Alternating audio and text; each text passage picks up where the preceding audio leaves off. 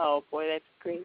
You Eldon Trueblood, who was a Quaker, wrote a book called The Humor of Christ, and C.K. Chesterton, at the end of Orthodoxy, says that mirth was one of Christ's great virtues. In other words, you don't have to be dry, arid, dour, miserable, and unhappy in all this giving. And indeed, the message that I find to be consistently conveyed is that humor and mirth are really good expressions of love. So sometimes, like I say in the book, the Why Good Things Happen book, when you want to help somebody who's kind of feeling despair and isn't hopeful about much in life, one of the best things you can do is to use a little well-placed humor, tasteful, well-placed, respectful humor to kind of liven things up, and that typically, helps people emotionally. It helps them look at life a little differently and get a little more hopeful. So even mirth, is a way in the right context of expressing love of neighbor. Yeah, and I think that is probably one of my favorites because I like to laugh, and I can't say that can't say that I'm a comic, but I try to brighten people's day when I can. How do trees get on the World Wide Web? Oh, you got me there. They have to log on. Okay, sorry. Okay. Okay. Now I'm going to steal that one. Okay. I can tell you like the humor part too. I do. I test high on humor, but that's not one of my best jokes. I love to listen to, and I'm sure you know who Joel Osteen is, but I always try to turn on to his broadcast really early so that I can get that first joke that he always tells. So I just love to laugh.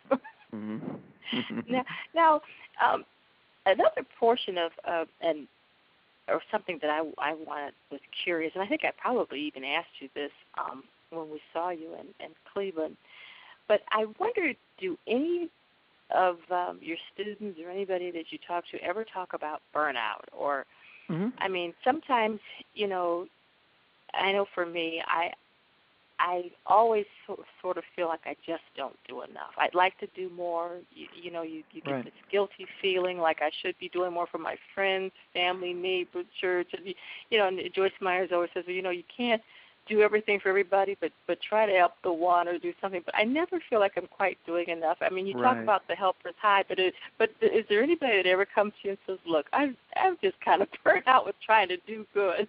Oh, absolutely. So, and that's in Why Good Things Happen.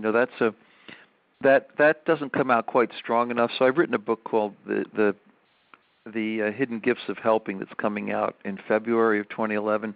Talks a little more about this, but all these studies, the studies on the helper's high or on volunteering and so forth. First of all, like the helper's high, right? It's basically a study of people who just go out, one afternoon and help in a volunteer organization or are benefiting others in some clear way. And then they come back and they report, and about half of them have a sense of euphoria. But again, it's half full, half empty, because half of them don't, right?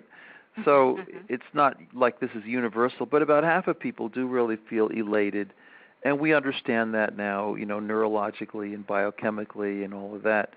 And some 40% feel a sense of warmth, and 15 or 16% feel an alleviation of aches and pains, partly because they get their minds off their own aches and pains, and their problems, which is known to be beneficial, among pain clinics. But also, there's a release of a brain chemical called the endorphins, which is like a natural opiate, and that can be helpful too. So yeah, this is really good. But again, these are low threshold studies. All the studies on volunteerism. Okay, yeah, a couple of hours a week doing something special, or one afternoon a week in one big study out in California where people would do 5 acts of kindness that go beyond their usual levels, right? So, these studies are what's called, not to be technical, but they're a curve. In other words, the benefits in happiness and so forth, they tail off. They develop significantly early on with just, again, a relatively light commitment of, say, several hours a week.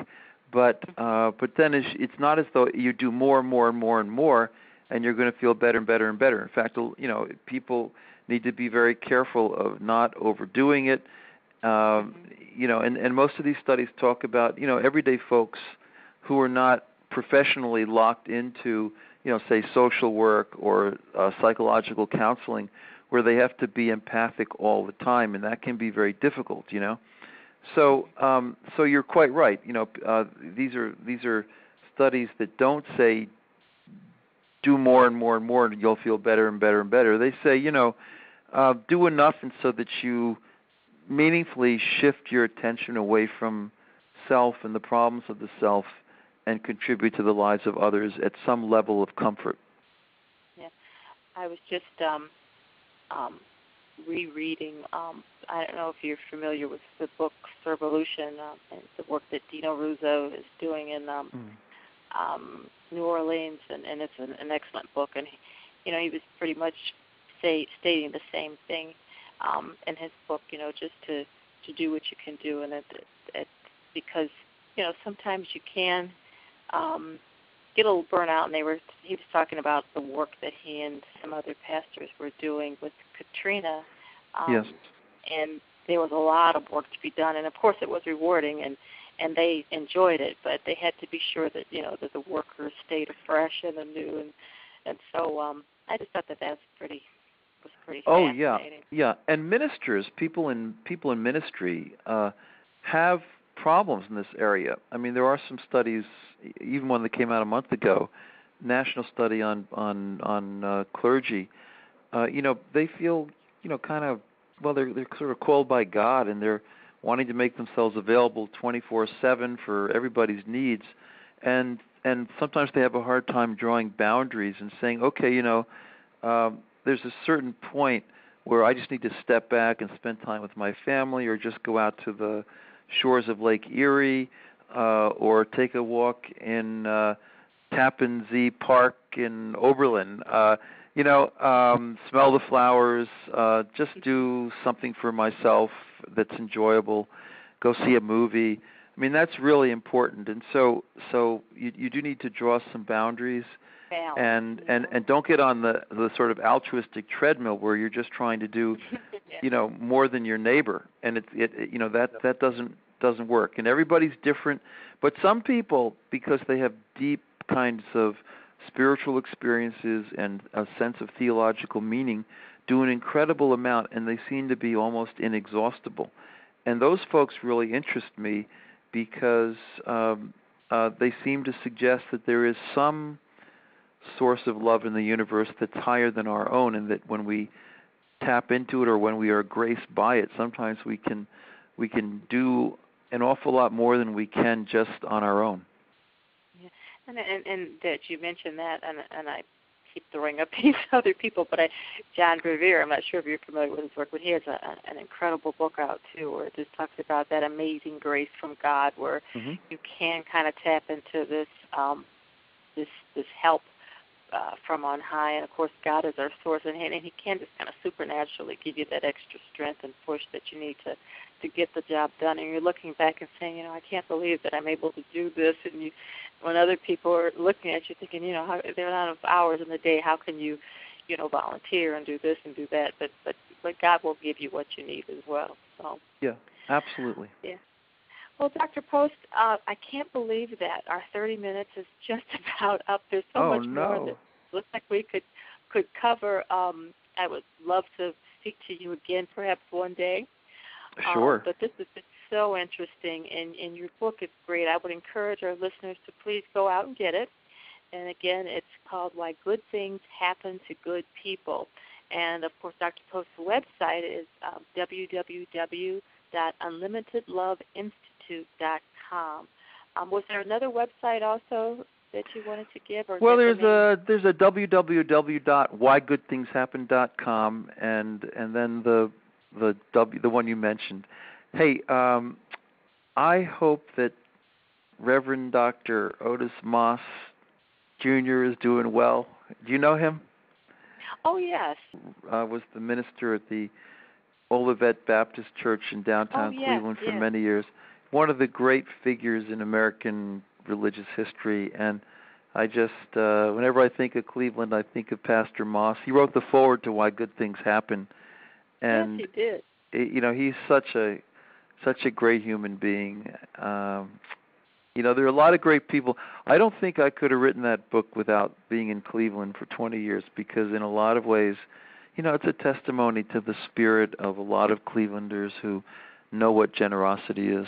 I read the foreword, and Dr. Moss is tremendous. I had visited his church some time ago. I'm not sure if he's still pastoring, if he's retired. He retired. He actually retired about a year ago or so, a year and a half ago. Wow. Okay, well, again, I just ask everybody to log on to the website, and if not, you can log on to our website at www.reachingcaring.org for more information. And Outreach News is an association with Reaching Out Through Compassionate Caring, your outreach connection. And thank you very much, Dr. Post, and please have a good evening. Fabulous. What a delight. Thank you, Linda, for having me, and God bless you all. Bye-bye. Take care. Bye-bye. Thank you for listening to this edition of Outreach News. Outreach News is also linked to YouTube, Twitter, Podbean, Facebook, and iTunes. Just search under the single word Reaching Caring. Outreach News is a division of Reaching Out Through Compassionate Caring. Please check out our website at www.reachingcaring.org.